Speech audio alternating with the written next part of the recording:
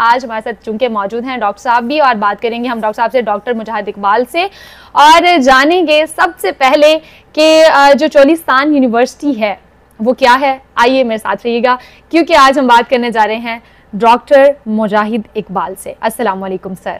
जी वालेकुम अस्सलाम। सर क्या हाल है आपका?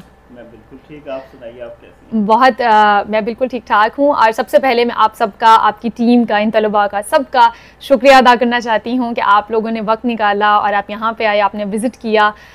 तो मेरा ख्याल है सवाल ही हम यहीं से शुरू करते हैं कि आपको कैसा लगा? जी बहुत अच्छा लगा, आप लोगों ने जिस तरह हमारी मेहमान नवाजी की और अपने इदारे का तारुफ करवाया, तमाम सेक्शन हमें दिखाए, बहुत कुछ सीखने को मिला। मैं बहुत खुश हूँ और मैं आपका शुक्रिया अदा करता हूँ कि आपने हमें मौका दिया अपना इदारा दिखाने का। जी बिल्कुल। तो सर सबसे पहले यही कि हम चोलिस्तान यूनिवर्सिटी की बात कर रहे हैं, तो मैं चाहती हूँ कि आप चोलिस्तान यूनिवर्सिटी का मुख्तसर सा तारुफ हमें ज़रूर करवाएं। जी, चोलिस्तान यूनिवर्सिटी का अगर उसकी तारीख देखें तो तकरीबन 2010 से इसका नाम सुनने में आता है जी, लेकिन इसने प्रॉपर वर्किंग 2018 में शुरू की जी, और तब से लेके अब तक ये भावलपुर के जो तालीमी कैनवस है उस पर अपना एक बहुत अच्छा किरदार अदा कर रही है। जी बिल्कुल। तो सर इसमें कौन कौन से प्रोग्राम्स होते हैं? इसमें इस वक्त तो काफ़ी सारे प्रोग्राम हैं, मैं उन तमाम का नाम शायद ना ले सकूं, लेकिन जो ज़्यादा फेमस जिसे कह लें तो उनमें DVM यानी डॉक्टर ऑफ वेटनरी मेडिसिन और MLT मेडिकल लैब टेक्नोलॉजिस्ट, इसके अलावा और भी प्रोफेशनल डिग्रीज हैं like poultry science, animal sciences और बेसिक साइंसेस के तमाम सब्जेक्ट्स वो भी पढ़ाए जाते हैं। जी बिल्कुल। तो इसके लिए बेहतर यही है कि सुनने वालों के लिए कि वो यूनिवर्सिटी की वेबसाइट विजिट कर लें। जी बिल्कुल। तमाम वो कोर्सेज के बारे में मालूमात हो जाएंगी। जी बिल्कुल। अच्छा सर, और दूसरा ये कि ज़ाहिर है यूनिवर्सिटी में जो एडमिशन का एक क्राइटेरिया है, तो ऑब्वियसली हमें नेट पे तो मिल जाता है, सोशल मीडिया पे, लेकिन आज जो लिसनर्स FM 101 को सुन रहे हैं तो उनको हम बताना चाहेंगे, और मैं चाहूँगी कि आप उनको अभी बताएं कि जो एडमिशन क्राइटेरिया है उसके हवाले से कि वो किस तरह से होता है। जी, एडमिशन क्राइटेरिया हर डिग्री प्रोग्राम के लिए डिफरेंट है। अच्छा। और इसका मेरिट भी हर साल इस बुनियाद पे तय होता है कि कौन से नंबर्स वाले स्टूडेंट उसमें अप्लाई कर रहे हैं। जी। लेकिन इस वक्त सुनने वालों के लिए मेरे ख्याल में ये जानना ज़्यादा काफ़ी है कि अगस्त और सितंबर के माह में एडमिशन्स जो है वो यूनिवर्सिटी में स्टार्ट होंगे और इनको हमारे एडमिशन की कैंपेन के साथ अपडेट रहने के लिए यूनिवर्सिटी की वेबसाइट बारहा विजिट करनी चाहिए। जी बिल्कुल। जी, मालूमात अपडेट करते हैं। जी बिल्कुल। अच्छा, तो सर चूँकि आज आप यहाँ पे हैं इन बच्चों के साथ जो कि म्यूज़िक क्लब के हवाले से ये उनके मेंबर हैं, यूनिवर्सिटी के तमाम स्टूडेंट्स हैं, तो बात भी इसी हवाले से करेंगे कि म्यूज़िक क्लब क्यों मतलब बनाया गया यूनिवर्सिटी में और इसकी क्या मकासद है?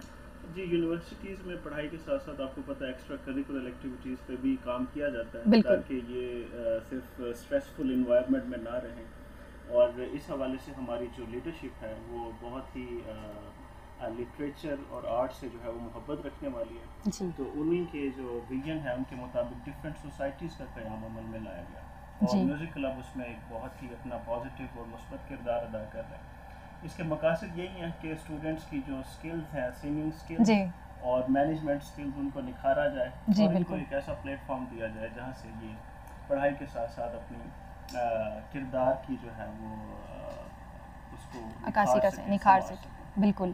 अच्छा, तो सर जब हम म्यूज़िक क्लब की बात करते हैं, अभी आपने और सोसाइटीज़ का भी जिक्र किया, तो उन सोसाइटीज़ के हवाले से भी हमें बता दें कि चोलिस्तान यूनिवर्सिटी जो है मतलब नाम सुन के ऐसे लगता है कि चोलिस्तान यूनिवर्सिटी वेटरनरी है एनिमल साइंसेस है, नाम ये है, और इसमें सोसाइटीज़ तो बाकी लोगों का जो एक शऊर है या कह लें दिलचस्पी है वो आर्ट से भी बहुत ज़्यादा है। जी बिल्कुल, आपने सही फरमाया। Cholistan university of veterinary and animal sciences ये बड़ा एक मुश्किल सा जी बिल्कुल भारी सा नाम है। नाम लेते हुए ऐसे लग रहा होता है ये पता नहीं हम क्या कर रहे हैं। बिल्कुल। चोलिस्तान रीजन और भावलपुर रीजन के ऊपर अल्लाह ताला की इनायत है कि ये एक लाइफ स्टॉक रिच रीजन है जी। और हमारी जो लीडरशिप है उन्होंने इसी सोच के तहत इस यूनिवर्सिटी का क़याम अमल में लाए कि यहाँ की जो लाइफ स्टॉक है उसके लिए जो है काम किया जाए। लेकिन चूँकि ये एक यूनिवर्सिटी है 10 का है तो सिर्फ यहाँ पे पढ़ाई नहीं होती, इसके साथ साथ जितनी भी एक्स्ट्रा करिकुलर एक्टिविटीज़ हैं, चाहे वो स्पोर्ट्स है, चाहे वो फ़नून लतीफ़ा है, उसके बारे में वो तमाम हम उनको अपॉर्चुनिटीज़ प्रोवाइड करते हैं अपने स्टूडेंट्स को। जी, और वैसे भी स्टूडेंट्स का भी ज़ाहिर है कि एक इनकरेजमेंट होती है कि क्योंकि हर बच्चा जो है वो सिर्फ उसके पास ये नहीं होता कि वो जाए पढ़े और फिर वापस आ जाए। तो ये बहुत एक अच्छा इनिशिएटिव है यूनिवर्सिटी की तरफ से, ये सोसाइटीज़ होनी चाहिए।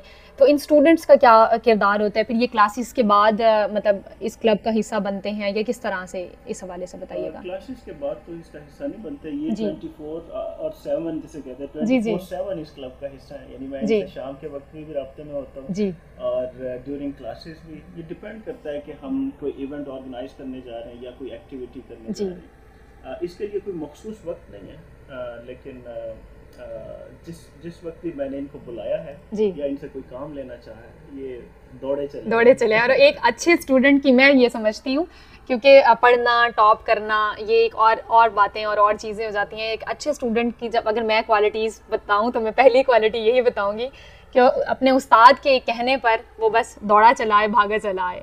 तो और बहुत अच्छी बात है, ये कोलैबोरेशन होनी चाहिए। तो सर आपको कौन सा इंस्ट्रूमेंट पसंद है, आप खुद भी प्ले करते हैं? मुझे इंस्ट्रूमेंट्स में वायलिन बहुत पसंद है सुनना, और मैं प्ले ज़्यादा अच्छा तो प्लेयर नहीं हूँ, इंस्ट्रूमेंट प्लेयर, लेकिन मैं थोड़ा बहुत हारमोनियम, सोसाइटी के एडवाइजर है ना, तो कभी कभी होता होगा कि मैं भी कुछ प्ले करूँ। जी, मैं थोड़ा बहुत हारमोनियम बजाना जानता हूँ, ज़्यादा नहीं, लेकिन मुझे सुनना वायलिन पसंद है। जी, बहुत शुक्रिया सर, आज आप हमारे साथ थे। और इवन अभी हम बच्चों से भी फ़र्दन बात करेंगे ताकि हमारे लिसनर सुन सकें कि बच्चों और इवन वो वाले तमाम स्टूडेंट सुन सकें जिनको शायद ये लगता है कि सिर्फ हमने सिर्फ बस पढ़ना है और डिग्री हासिल करनी है और उसके बाद हमने चले जाना है।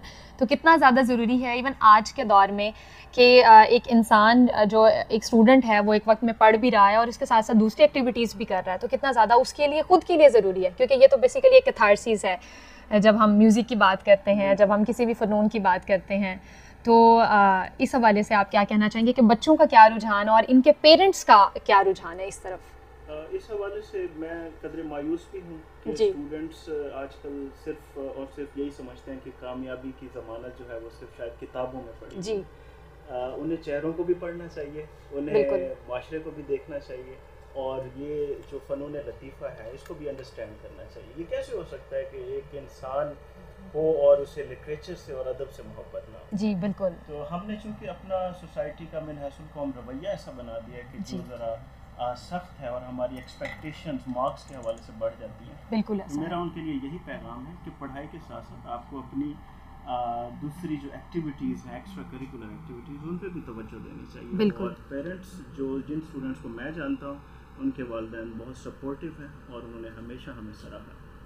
बहुत अच्छी बात है। और इवन पेरेंट्स की जब तक मतलब उनकी सपोर्ट ना हो तो बच्चे भी नहीं कर सकते, उस तरह से आगे नहीं बढ़ सकते। बहुत शुक्रिया।